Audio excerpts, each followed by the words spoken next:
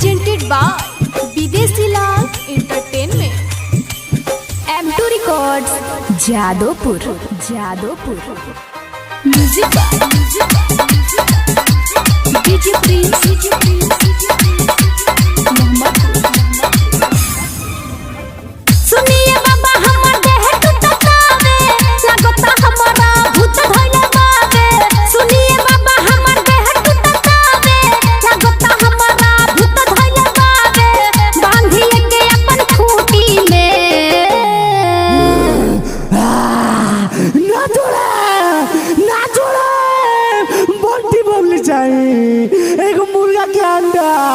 तब छोड़े ए बुची आ जोई हो तू रात में भूत झारम अपना खूटी में ए बुची आ जोई हो तू रात में भूत झारम अपना खूटी में सुनिए बाबा हमर देह टूटतावे लागता हमारा भूत धइले बावे सुनिए बाबा हमर देह टूटतावे लागता हमारा भूत धइले बावे बांधिए के अपन खूंटी में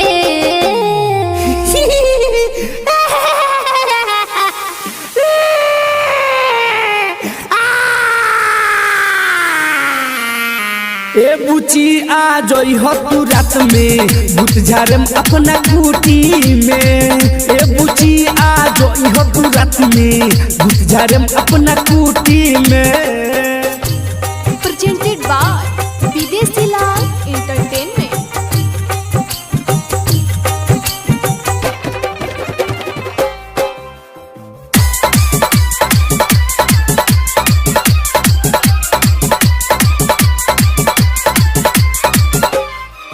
हमर फुटल बा करम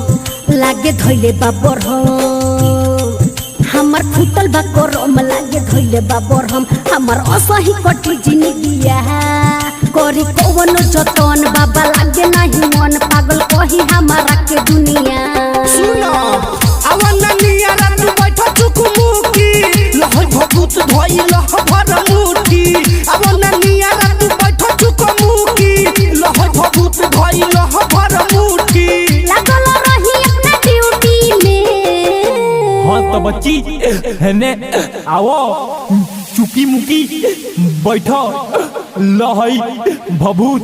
पूरा बदन पर लगाओ ए बुची आ जोई हो तू रात में भूत झारम अपना खूटी में ए बुची आ जोई हो तू रात में भूत झारम अपना खूटी में presented by Videshi Lal entertainment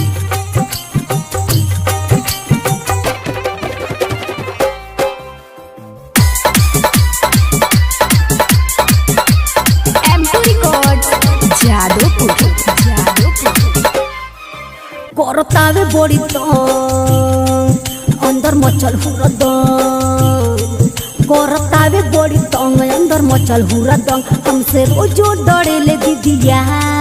या तू मकई जे वही है पहले सारा धातु रही है तू पढ़े तना हमके विधिया काहे तू टेंशन लेत बारू रानी तोहरो तो दूर हम करम परसानी काहे तू टेंशन लेत बारू रानी तोहरो तो दूर हम करम परसानी बांधिए के अपन खूंटी में ओम तारारारा पुक बताओ ते कौन हूँ जल्दी बोल आओ आओ बताओ हमारा पीछा से ए बुची आ जोई हो तू रात में भूत झारम अपना खूटी में ए बुची आ जोई हो तू रात में भूत झारम अपना खूटी में सुनिए बाबा हमर देह टूटतावे लागता हमारा भूत धइले बावे सुनिए बाबा हमर देह टूटतावे लागता हमारा भूत धइले बावे बांधिए के अपन खूंटी में